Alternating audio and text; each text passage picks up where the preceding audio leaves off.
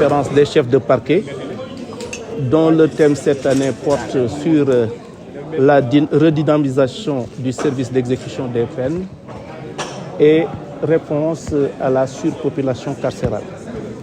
Comme vous le savez donc, chaque année, les procureurs de la République, les procureurs généraux près des cours d'appel du Sénégal se retrouvent avec le garde des Sceaux, ministre de la Justice, ainsi que le directeur des affaires criminelles et des grâces qui en est le maître d'œuvre, et l'ensemble des directeurs du ministère de la Justice pour réfléchir sur un thème d'actualité résultant justement de l'examen du fonctionnement de nos juridictions.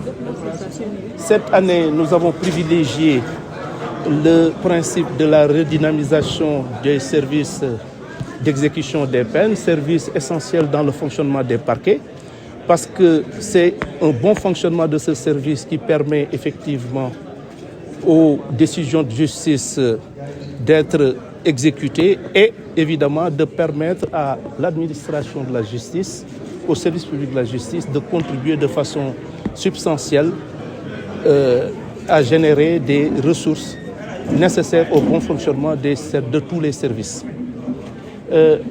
Évidemment, il y a par ailleurs la réponse au problème de la surpopulation carcérale, qui est un problème réel, parce que comme on l'a déjà dit, cette population croît de façon inquiétante et il est tout à fait normal, il est tout à fait impératif même de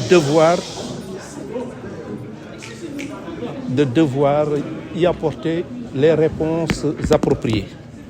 Et c'est pour moi le lieu de féliciter tous les procureurs de la République qui, au quotidien, abattent un travail extrêmement important dans le cadre de la préservation de l'ordre public et dans le cadre du bon fonctionnement du service public de la justice qui est essentiel pour le développement économique et social. Je vous remercie donc d'avoir bien voulu quand même venir couvrir cet événement essentiel dans la vie du ministère public. Monsieur le ministre, vous savez, moi je ne vais pas entrer dans ces considérations. Nous sommes dans le cadre d'une procédure pénale. Vous le savez, la procédure dont vous parlez résulte d'un rapport de la CENTIF. Vous savez, les rapports de la CENTIF sont remis directement au procureur de la République.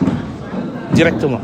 C'est dire donc que l'autorité politique que je représente quelque part dans le fonctionnement de la justice n'a absolument rien à y voir. Et au terme de la loi de 2004 sur le blanchiment des capitaux, le procureur de la République a l'obligation légale de saisir immédiatement le juge d'instruction.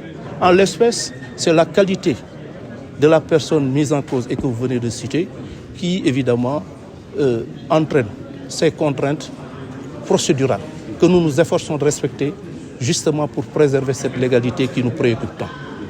Bon, cela dit.